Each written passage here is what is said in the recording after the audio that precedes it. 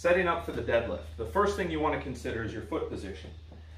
The easy way to figure out the ideal foot position is to just close your eyes, wind up, and get set to jump as high as you could jump, right? So you're going to wind up, and then you're going to look down at your feet. And where your feet are when you're ready to drive upwards, that's the position that I want you to use for your deadlift, all right? So we're going to step up to the bar, and we're going to stand close to the bar. The arch of your foot, the bar should be right over that peak. So when I look down, I can see shoelaces on both sides of the bar, right? In front and the back. I know it's right over those arches.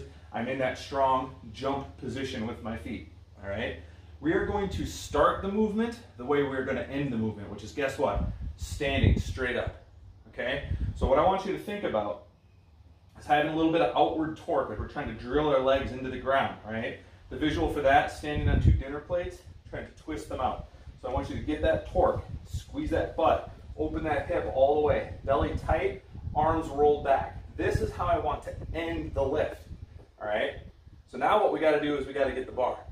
So we're going to push the hips back until my hamstrings are tight, okay? They are loaded right now. There's a lot of tension on them. I'm keeping my back nice and flat, nice and neutral, but I can't reach the bar. So now I'm going to bend my knees until I get down to that bar, all right? Again, load the hamstrings, like we're pulling back here, trying to get as much tension back here as you can. They're going to feel like they're going to tear. There's so much pressure on those hamstrings. And as you load, the bar is going to start to float. And as soon as you recognize that bar is floating, you're just going to stand up back into that start position, okay? So a good way to drill this is to put your hand on your back, stand tall, right, and torque, tight, strong finish, hips go back. If I feel my back shift, reset and start over, right? So right here, get set, hips go back, weights on the heels.